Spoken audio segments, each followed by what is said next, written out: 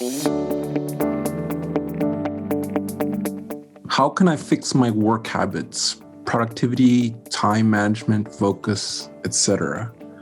So this is like a pretty complex question, but we can kind of at least give a basic kind of understanding for it. So breaking down habits, right, is basically like, what is a habit? It's repeated choices like you make every single moment, day to day, that turns into a pattern of behavior. The core kind of explanation of what a habit is a trade-off between constraint versus opportunity.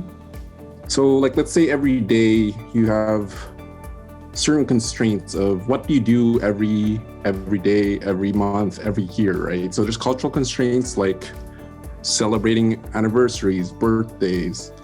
There's social constraints of like, I'm expected to go to school, I'm expected to go to work. There's time, I only have certain things, enough time I can do in a day. Versus like opportunities. So, you can take time to go study, go to school. You can go to work and earn money. You can eat certain things for your health, or you can just do things for enjoyment. So every day, like we get hit with these choices like thousands of times every day. Every small decision, every like moment is kind of filled with decision, and these all add up to habits over the long term. Right, so like even like the little things of like, how do I tie my shoe? How do I open a door, right? Do I use my left hand or right hand? A lot of these become kind of subconscious, and you'll just use like a default choice. So you'll always tie your like shoes the same way. You'll always use your right hand to open a door. And these decisions are based off each individual, right? Everybody makes that kind of calculation in their head of constraint versus opportunity. And with the amount of decisions you have to make each day, you certainly kind of get to a point where there's decision fatigue. And so some habits are formed that way, where you're just kind of on default mode. You're just kind of don't even think about it, you just do it. And there's something called, there's a good TED Talk on something on choice called the paradox of choice.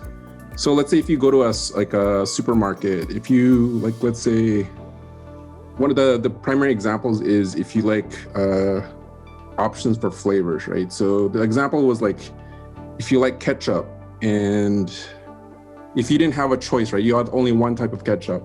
That's probably a bad example, but you wouldn't have to think about it. But then if you have like 2 or 3, then you're like, great, I have different options for this.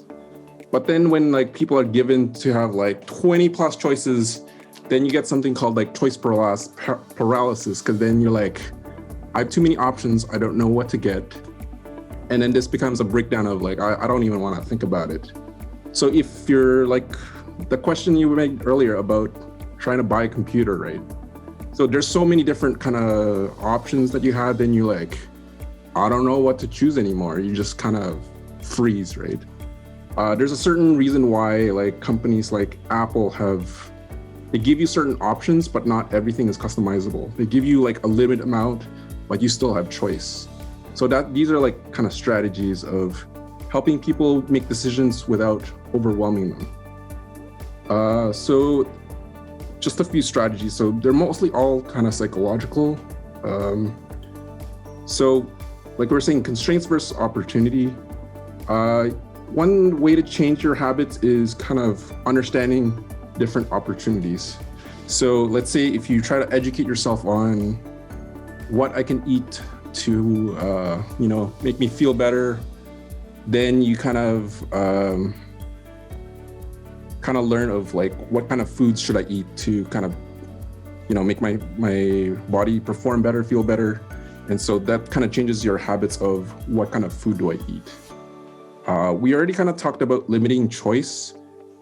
So Steve Jobs is one of those examples where he always wore, like his whole closet was like with just one choice, right? He just had a black turtleneck. So he didn't have to think about that because he had thousands of other decisions to make during the day.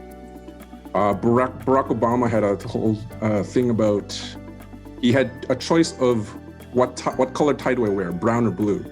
Because he had like obviously other more important things to worry about. So that's one thing you can do. Otherwise, the last strategy would be like ease of behavior. So let's say if you have bad eating habits, that's probably because you don't think about it until you're hungry, right? But otherwise, let's say if you put like a fruit basket on the table, you're more likely to grab a piece of fruit as opposed to grab some unhealthy food. So, I mean, we can talk a little bit more about different strategies like in semester 2 if you're interested about this, but this is kind of like just like a basic breakdown of habits.